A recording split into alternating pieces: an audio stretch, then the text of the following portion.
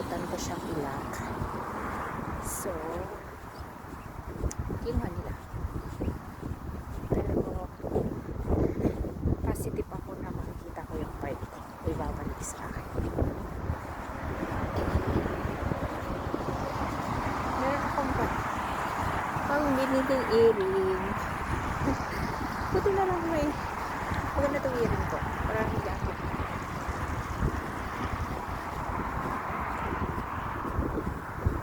Ikuan natin, i-practice natin yung kasi yung i-feel mo yung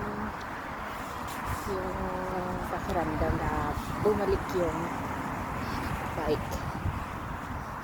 So, pinifeel ko na yung joy na may balik yung bike.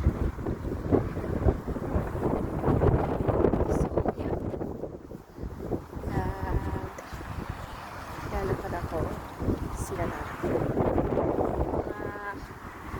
isang oras pa. Isang oras pa yung lakad natin sa bahay. Kasi trinay ko pumunta sa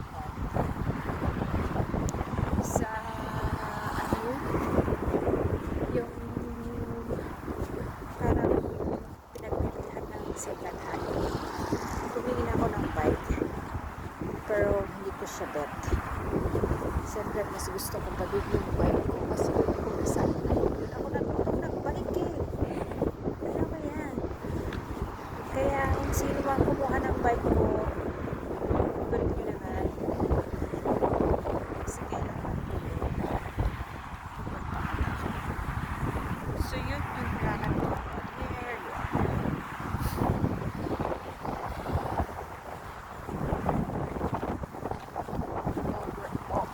Over na tong exercise ko. Over na tong exercise ko. Walking. So guys, ano yung lakad na today? Hindi ko alam kung anong kung ko sa duty ko sa Wednesday. I-close ko yung aking room.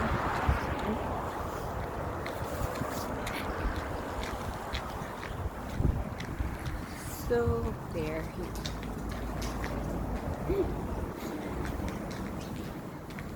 Yan ng light.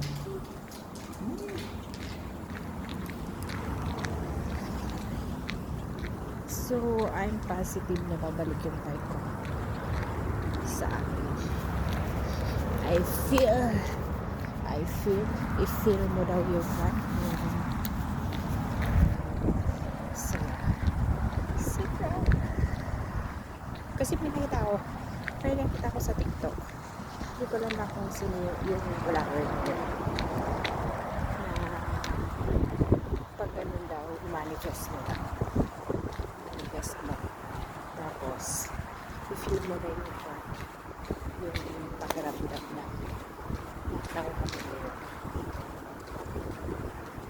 Kasi the universe have the power of para i-grant niya yung pinamanifest niya. Parang pagod ako today.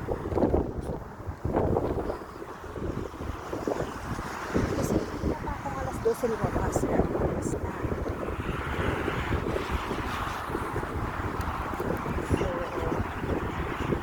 Sige lang.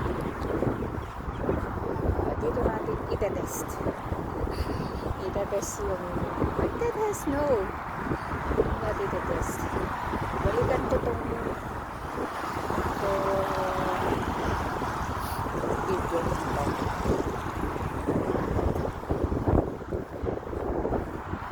Kita natin yung bike. Today. This week.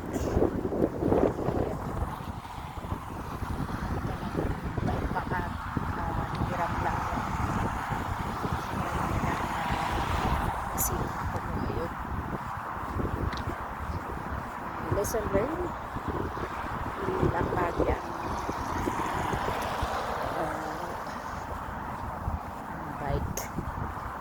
kasi natitempt yung tao na kumuha. Hindi naman ako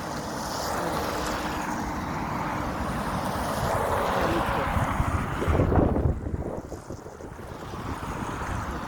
Hindi ko na ilak.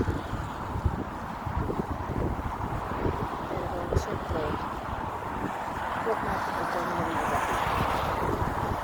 Kasi maaraw pero nabilang. Tsaka parang kulang maglalakad ako. So, nasaan ka mga bike ka? Gumawa ka ng paraan para go back home. Bumalik.